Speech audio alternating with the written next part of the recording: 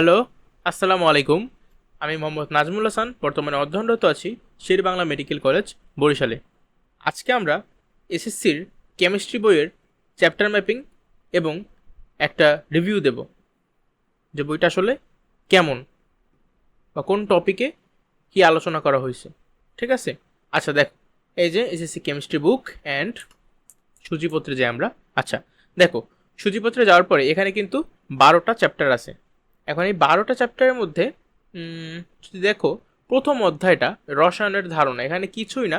রসায়ন মানেই কি তুমি কিন্তু ওই যে ল্যাবরেটরিতে কাজ করতে হয়, যদিও বাংলাদেশের প্রেক্ষাপটে ল্যাব আসলে খুব কম স্কুলই আছে ওরকম ফেসিলিটি। যাই হোক, তারপরও তারা আমাদের শিখিয়ে দিতে চাইছে যে কি তুমি ল্যাবের মধ্যে যখন যাবা কি কি সেফটি নেবা। ঠিক আছে, ওই যে গগলস পরবা, তারপরে গ্লাভস পরবা, অ্যাপ্রন পরবা, আরও নানা জিনিস আছে। ওটা এই চ্যাপ্টারটা মূলত তেমন একটা কিছু নাই আসলে, আর সিকিউ আসেও না, এমসিকিউই খুব কম আসে। ঠিক আছে, এটা একটা বলা যেতে পারে ফালতু chapter, but actually important chapter. বুঝছো ফালতু কেন বলতেছি? কারণ কোশ্চেন আসে না। পদার্থের অবস্থা এটা তো লাগবেই, এই যে কঠিন তরল বায়বীয় 3টা অবস্থা আছে যে কোনো পদার্থের। তো এগুলাই কঠিন অবস্থায় তোমার কি কি আছে কি কি নাই, এমন করে আকার আয়তন এগুলো নিয়ে ব্যাখ্যা ট্যাখ্যা দিচ্ছে। তারপর আন্তরাণবিক আকর্ষণ বল, হ্যাঁ, আন্তরাণবিক আকর্ষণ শক্তি, ভ্যান্ডার ওয়ালস বল, নানা জিনিসপাতি আছে। তারপর মনে করো গলন, স্ফুটন, ঊর্ধ্বপাতন, ঊর্ধ্বপাতিত পদার্থ, হ্যাঁ, পাতন, এগুলো আছে এই দ্বিতীয় অধ্যায়তে। বাট দ্বিতীয় অধ্যায় তো খুব বেশি যে আহামরি ইম্পর্টেন্ট তেমন না সিকিউর জন্য, বাট এমসিকিউ টুকটাক আইসা পড়তে পারে, বাট সিকিউ চাইলে দিতে পারে না, তাই না? সবই তো সম্ভব, বাট ইজি, ভেরি ইজি। তৃতীয় অধ্যায় কি? পদার্থের গঠন। পদার্থ কি? এই যে মনে করো আমাদের পৃথিবীতে কিন্তু বলতে গেলে মৌলিক পদার্থ 2 প্রকার।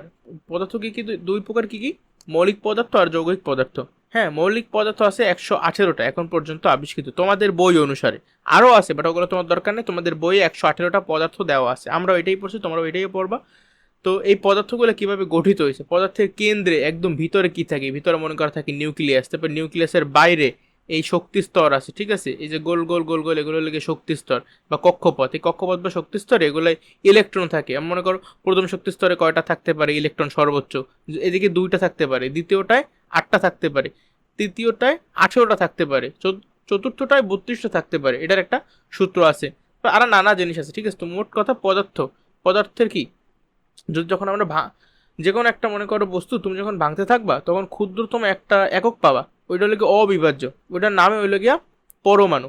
হুম, এই পরমাণুর মূলত আমরা গঠনের দিকে শিখবো। পরমাণুর যে কেন্দ্রীয় নিউক্লিয়াস, বাইরে শক্তিস্তর, ইলেকট্রন, তারপর নিউক্লিয়াস কি কি দিয়ে তৈরি হয়, নিউক্লিয়াস থাকে প্রোটন আর নিউট্রন, এই নানা জিনিসপাতি আছে।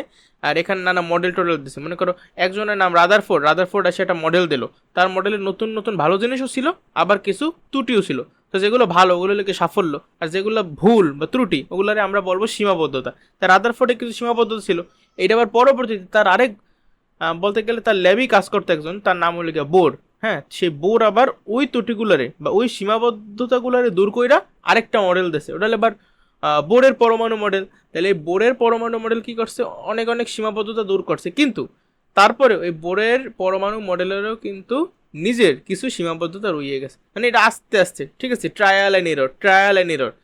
একজন একটা ভুল করছে, পরবর্তী জন ওটা শুধরেছে, কিন্তু পরবর্তী জন দেখা যাচ্ছে আরেকটা ছোট্ট ভুল করে ফেলেছে। এভাবেই তো আমরা আস্তে আস্তে কি একদম একুরেসি বাড়াইতেছি, কারেক্টের দিকে যাইতেছি আর কি। ঠিক আছে, এই পদার্থের গঠন। চতুর্থ অধ্যায়ে পর্যায়সারণী একদম বেসিক চ্যাপ্টার, আমার এই বইয়ের সব থেকে, আমার কাছে মনে সব থেকে ফাউন্ডেশন চ্যাপ্টার হলে গিয়ে চতুর্থ অধ্যায়। ঠিক আছে, আর 3, 4 আর 5 এই 3টা হলে আবার খুবই কানেক্টেড, একটা স্যার আরেকটা অসম্ভব। ঠিক আছে, পর্যায় সারণী কি, ওই যে বললাম 118টা মৌল আবিষ্কার হয়েছে, ওই 118টার মৌল একটা সিস্টেম করে এমনভাবে সাজাইছে যেন একই মনে করো কি বলে গ্রুপ, এই উপর থেকে নিচ, বা তুমি যারা সংবাদ পড়ছো তারা কি এগুলোকে একটা কলাম না, এই প্রত্যেকটা কলামের মধ্যে সেম টাইপের মৌলগুলো রাখার চেষ্টা করছে, যে সকল মৌল সেম টাইপের বৈশিষ্ট্য শো করে। ঠিক আছে, এগুলো রাখছে। এটা কিন্তু 1-2 দিনে হয় নাই, অজস্র বিজ্ঞানের অনেক বছরের নিরলস পরিশ্রমের ফলে এই পর্যায় সারণী আমরা আমাদের হাতে পাইছি। সেটার একটা ইতিহাস আছে। তারপর পর্যায় সারণীতে আবার কিছু ধর্ম আছে। ঠিক আছে, এগুলো বলে পর্যায়বৃত্ত ধর্ম, এগুলো পড়তে হবে। তারপর রাসায়নিক বন্ধন কি, তোমাদের মধ্যে মূলত 3টা বন্ধন দেয়া আছে, আয়নিক বন্ধন, সমযোজী বন্ধন আর লাগে ধাতব বন্ধন। মনে করো একটা ধাতু আর একটা অধাতুর মধ্যে যখন বন্ধন সৃষ্টি হয় এটা হলো আয়নিক বন্ধন, দুইটি অধাতুর মধ্যে বন্ধন এটা হলো সমযোজী বন্ধন, আর ধাতুর মধ্যে তো ধাতব বন্ধন। এগুলোই আর কি বিস্তারিতভাবে আমরা পড়ব, ঠিক আছে। দ্রবণীয়তা, তারপর আয়নিক যৌগ কেন পানিতে দ্রবণীয় মানে দ্রবীভূত হয়, সমযোজী যৌগ হয় না, আবার কিছু কিছু হয়, ব্যতিক্রম আছে, নানা জিনিস। তো এই চ্যাপ্টারটা মূলত অনেক ভালো একটা চ্যাপ্টার, স্ট্যান্ডার্ড একটা চ্যাপ্টার, ঠিক আছে। তারপর 6 অধ্যায় কি, 6 অধ্যায়তে আছে আমার মোলের ধারণা আমরা পাইছি। এখন মোল কি, মোল কিন্তু তোমরা অনেকে জানো যে আমরা যখন ফিজিক্সে পড়ছিলাম ফার্স্ট চ্যাপ্টারে ওখানে কিন্তু ছিল যে পদার্থের পরিমাণের এসআই একক হলো গিয়ে মোল, ঠিক আছে। এই এক মোল মানে হলো গিয়ে যে কোনো কিছুর অ্যাভোগাড্রো সংখ্যক, এক মোল সমান সমান কি অ্যাভোগাড্রো, যে এন এ মানে হলো গিয়ে নাম্বার অফ অ্যাভোগাড্রো, মানে অ্যাভোগাড্রোর সংখ্যা। মোল মানে হলো গিয়ে অ্যাভোগাড্রো সংখ্যা বলতে পারো। তুমি যদি বলো এক মোল অণু সমান সমান অ্যাভোগাড্রো সংখ্যক অণু, তুমি যদি বলো এক মোল পরমাণু তাহলে তোমার বলতে হবে অ্যাভোগাড্রো সংখ্যক পরমাণু। আবার এক মোল আয়ন সমান সমান অ্যাভোগাড্রো সংখ্যক আয়ন। অ্যাভোগাড্রো সংখ্যাটা কত, 6.023 ইন্টু 10⁻23, ঠিক আছে। নানা জিনিস থাকবে, মনে করো এই যে ওর সঙ্গে ও বিক্রিয়া করতেছে, বিক্রিয়া করার মাধ্যমে এইটু আরো এই দুইটা উৎপন্ন করছে। এখন এদের বলে হলে বিক্রিয়ক, যারা বিক্রিয়া করে। আবার যেটা তৈরি হয়েছে এটার বলে উৎপাদ।